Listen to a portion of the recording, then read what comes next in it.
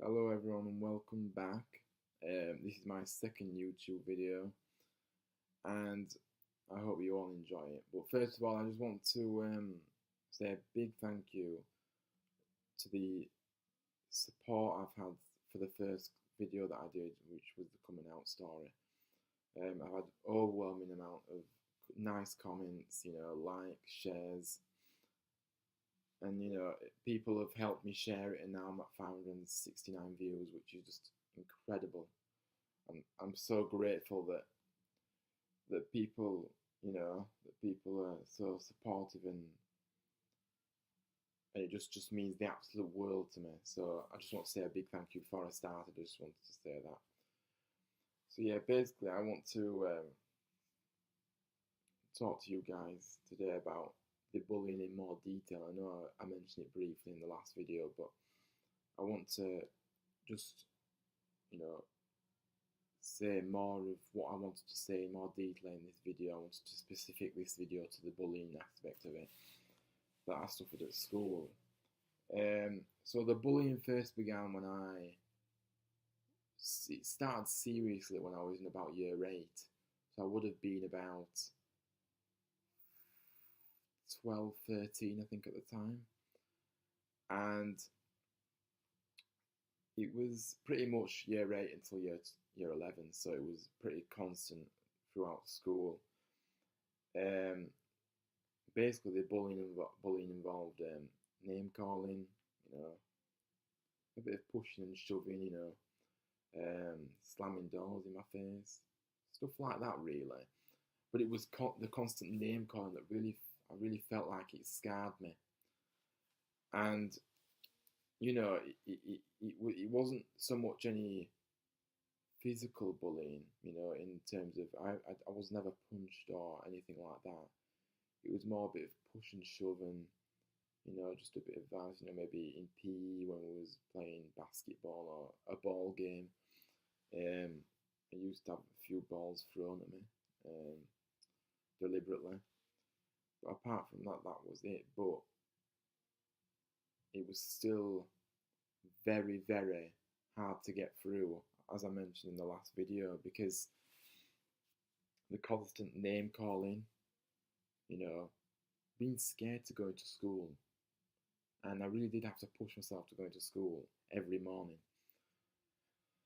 And when I came home, I just basically locked myself away in my bedroom and just cried, really, because it was just a horrible, horrible 4 years of my life. So in terms of how it affected me, it basically totally knocked confidence out of me, and I was very aggressive at home. I was very snappy with my parents when I didn't want to be, but I was taking all my anger out on them, really, which I know was totally wrong of me at the time, but I didn't have the confidence to take my anger out on these bullies that was making my life so troublesome. And it was just a relief just to get rid of all the stress by just, I had to take it out on somebody. Unfortunately, it had to be my parents, but they totally understood my situation, and they kind of just ignored it, really, and just let me just get rid of all the stress. And it really strained my family relationship though as well, because I was having frequent arguments with my mum and dad, um, about my nastiness and my aggressive behaviour. But I tried to explain to them about it and about how I was feeling at the time, and they kind of understood, but they didn't feel like it was right that it was them that I was taking out. They thought that I should be taking out the bullies, which I should have been. But as I said, I had no confidence whatsoever. I had no one at school to support me if I challenged these bullies, so I didn't really have the confidence to do it alone, which was the problem. And surprisingly, the bullying that I did suffer still affects me today, in terms of, I've battled depression, had anxiety issues for the past 10 years probably, since I started high school. It all started at high school and it's just got, progressively worse as I went through school life, as you can imagine, with all the bullying that happens. So it did get worse at that point. It's steadying its ship now, but it still affects me. I still have my down days, and I still feel like I do get depressed sometimes. But I think ultimately, I've I've come such a long way, and every day that I go through, there's always a challenge, and I'm learning every day to cope with how I feel from day to day, and that's I'm a lot better now than I was. I'm getting there now. I'm steadily getting to a point where I feel like I'm okay, but as I say, I'm not okay sometimes. And I want to speak about the in depth of how the school dealt with it. Well, I told the school several times. I went to my form tutor, I went to my head teacher, head of the school, um, the deputy. I went numerous times to people, and if I'm honest with you, I just felt ignored. And every time I went to them, they was very supportive.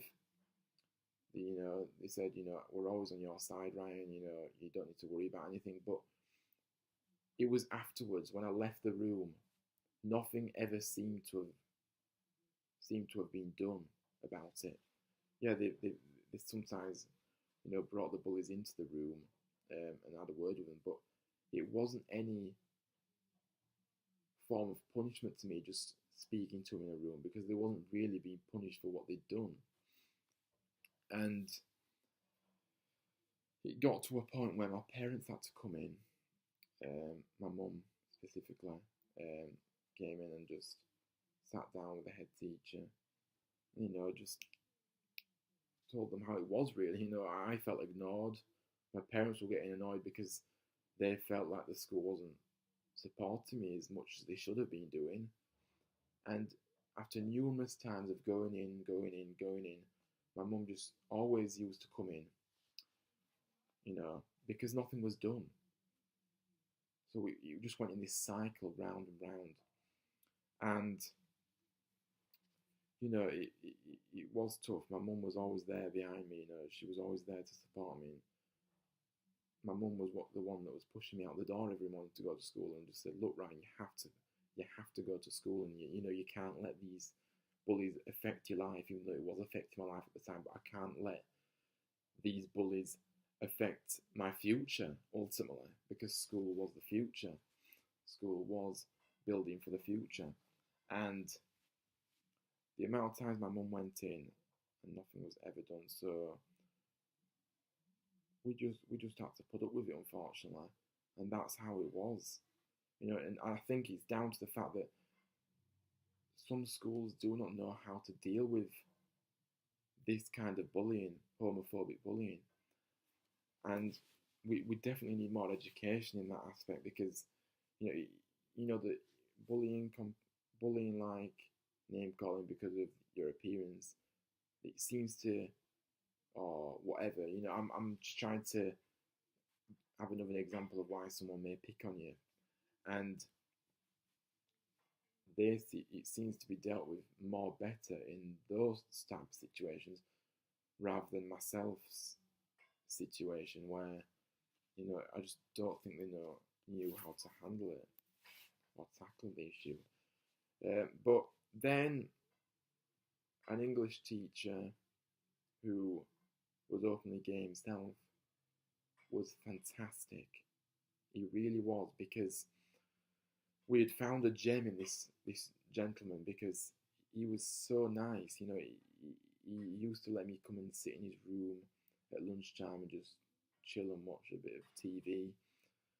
And it was a place where I could just go in and just, just chill out a bit. You know, that hour that we had for lunch, you know, I could just forget about everything and just try and just chill.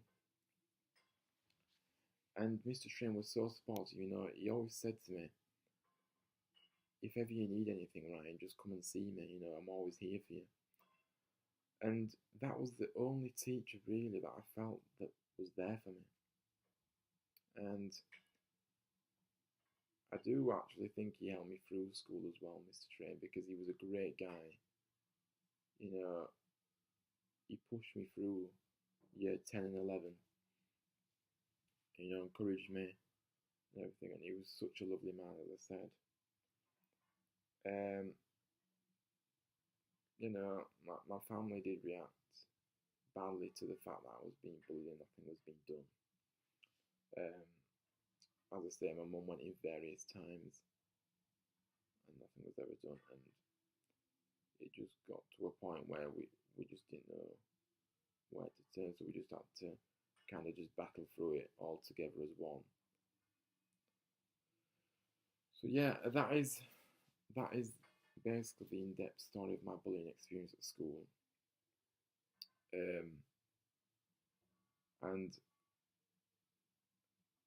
it was really hard, as I said previously. Maybe I'm repeating myself now, but it was really hard to cope with that at school, and it still has scars. It still left me scarred for life, and I still suffer from these anxiety issues and depression, and yeah, it's terrible at times, but I've got to a stage in my life where I do feel like it's slowly but surely getting under control, because obviously I'm learning every day. I'm learning how to deal with how I feel some days, and yeah.